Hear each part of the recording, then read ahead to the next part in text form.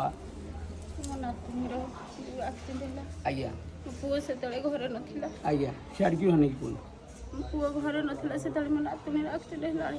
ମୁଁ ବହୁତ ଚିନ୍ତାରେ ଥିଲି। आज्ञा ସେତିକିବେଳେ ବାଲିଙ୍ଗେଶ୍ୱର କଥା ମୋର ମନେ ପଡ଼ିଗଲା। ପୁଅଙ୍କର ଯେଉଁ ଭିଡ଼ିଓ ସବୁବେଳେ ଦେଖେଇ ବାଲିଙ୍ଗେଶ୍ୱରଙ୍କର ଦେଖେଇ ତାପରେ ସେ ମନ୍ଦିର ସେଠି ହସ୍ପିଟାଲରେ ଥାଇକି ପୁଅଙ୍କୁ ଫୋନ୍ କଲି। ମୁଁ କହିଲି ଟିକେ ନାଙ୍କୁ ପୂଜା ବସେଇବ ମୋ ନାତୁଣୀ କେମିତି ଆରୋଗ୍ୟ ହେଇକି ମୋ ପାଖକୁ ଆସିବ। ଠାକୁର ମୋର ମାନସିକ ପୂରଣ କଲେ।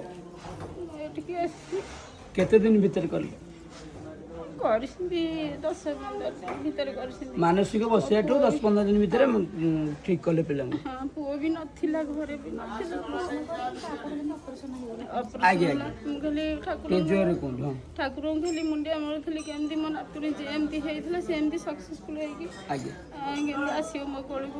ମୋ ପୁଅ ବି ଘରେ ନଥିଲା। ମୋର ବହୁତ ମୁଁ ଇଏରେ ଥିଲି ଚିନ୍ତାରେ ଥିଲି। ଠାକୁର ମୋର ମନସ୍କାମନା ପୂର୍ଣ୍ଣ କଲେ। ସେ ପ୍ରଭୁ ବଡ଼ प्रभु वाली आपन कोठी आस्थिले ଖୋର୍ଦ୍ଧାରୁ ଆସିଥିଲେ। प्रभु ଗୁରୁଜନ हर महादेव।